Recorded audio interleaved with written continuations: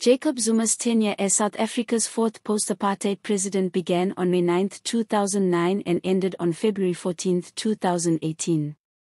He held office under a mandate from the Parliamentary Caucus of the African National Congress, ANC, which had governed South Africa since 1994 and which won comfortable majorities in the 2009 and 2014 national elections.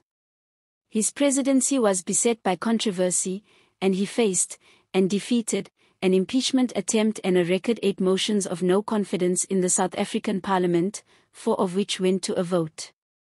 His party asked him to resign in February 2018, ahead of the constitutional end of his second term.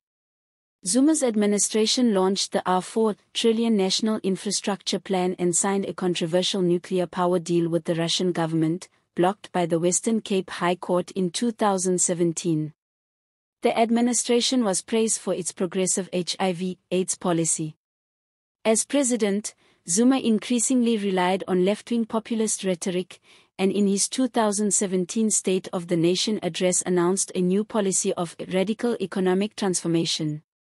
Few of the attendant policy initiatives were implemented before the end of his presidency, but they included land expropriation without compensation, free higher education, and a series of attempted structural reforms in key sectors, involving restrictions on foreign ownership and more stringent black economic empowerment requirements. In the international arena, Zuma emphasized South-South solidarity and economic diplomacy. The admission of South Africa to the BRICS grouping has been described as a major triumph for him. During South Africa's tenure on the United Nations Security Council in 2011 to 2012, the administration was criticized for vacillating in its stance on foreign military intervention in the Libyan and Syrian civil wars.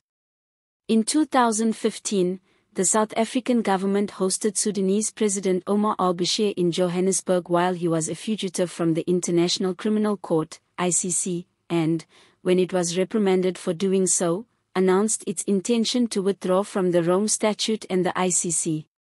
During Zuma's second term, his administration was increasingly preoccupied by domestic controversy. In 2014, the public protector found that Zuma had improperly benefited from state expenditure on upgrades to his Nkandla homestead, and in 2016 the Constitutional Court ruled that Zuma had thereby failed to uphold the Constitution, leading to calls for his resignation and a failed impeachment attempt in the National Assembly. By early 2016, there were also widespread allegations, investigated by the Zondo Commission between 2018 and 2021, that the Gupta family had acquired immense and corrupt influence over Zuma's administration, amounting to state capture. In February 2018, the National Executive Committee of the ANC recalled Zuma, threatening to support a motion of no confidence in him if he did not resign. He resigned on February 14 and was replaced by his deputy president, Cyril Ramaphosa.